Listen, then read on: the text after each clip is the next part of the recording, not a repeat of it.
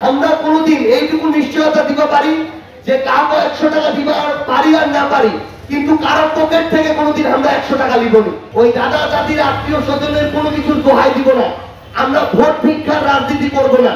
তাইলে বাকি যে 1980 জন লোক আছে, এই লোকটাকে একত্রিত করার কাজটা হলো আমার।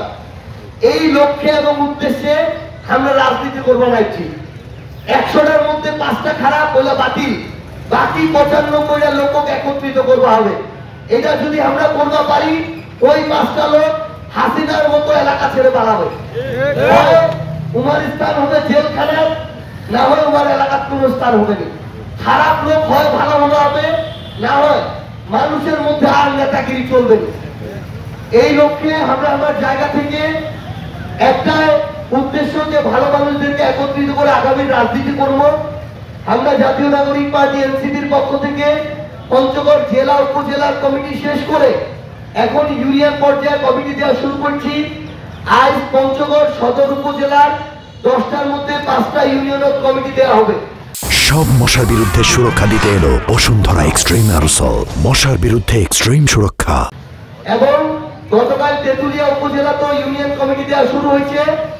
এর আগে আটোয়ারি উপজেলার 6টার মধ্যে 4টা ইউনিয়নের কমিটি দেওয়া শেষ।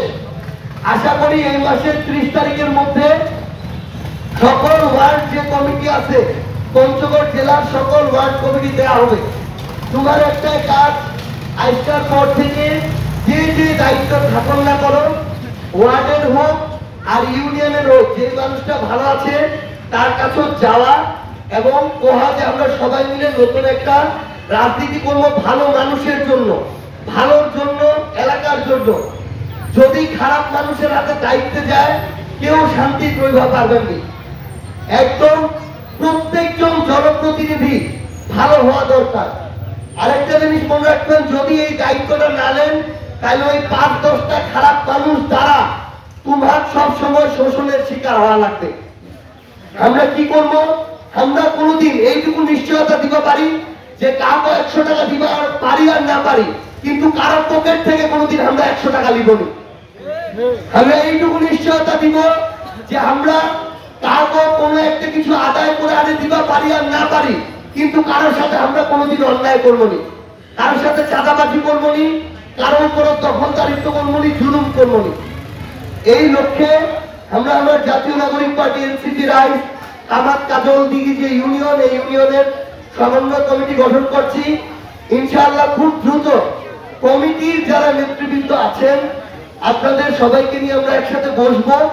কারণ আমরা মনে করি আমাদের যারা নেতৃবৃন্দ আছেন কমিটিতে, তাদেরকে আমাদের আগে লক্ষ্য উদ্দেশ্যটা তাদের মাথায় ঢুকাই দিতে হবে।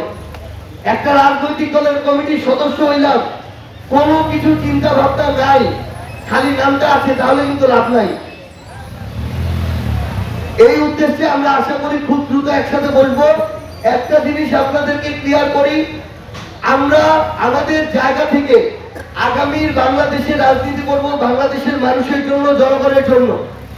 এই রাজনীতি করতে গিয়ে আমরা ধর্মেরও দোহাই দিব না, আমরা জাতেরও দোহাই দিব না, আমরা কোনো কিছুকে মা বাপের ওই দাদা দাদির আত্মীয় স্বজনের কোনো কিছুর দোহাই দিব না। আমরা ভোট ভিক্ষার রাজনীতি করব না। আমরা ভালোটাকে ভালো বলবো, ভালো কাজ করব, মানুষের কাছে যাব, মানুষের কথা শুনবো, মানুষের জন্য কাজ করে মানুষ যদি মনে করে আমাদের উপরে আস্থা রাখা যাবে তাহলে রাখবে, যদি মনে করে অন্য কারো উপরে রাখা যাবে তার উপরে রাখবে, কোনো সমস্যা নাই। সোজা সাপটা কথা। কারণ যতদিন না একটা দেশে ভোট ভিক্ষার রাজনীতি বন্ধ হবে, ততদিন ওই দেশটা কোনোদিন সামনের দিকে আগাবে না। এই অন্ধভাবে ভোট দেওয়া বন্ধ করা লাগবে। কারণ আমরা যদি নিজেদের দায়িত্বটা পালন না করি, তাহলে পরের 5 বছর মেম্বার চেয়ারম্যান দোষে লাভ নাই। কারণ মোট যেগুলো ভোটটা দেওয়া দরকার, সেটা যদি 500-1000 টাকা লেগে ভোটটা দিয়ে দু, তাহলে পরের 5 বছর যদি মোর সাথে অন্যায় হয়, এই দোষ তোরও আছে। কারণ মোর যখন দায়িত্ব ছিল, মোর দায়িত্ব পালন করবি, ওইটা তাদের পরে মুখ মেম্বার চেয়ারম্যানের পিছিয়ে পিছিয়ে ঘুরবাই লাগবে।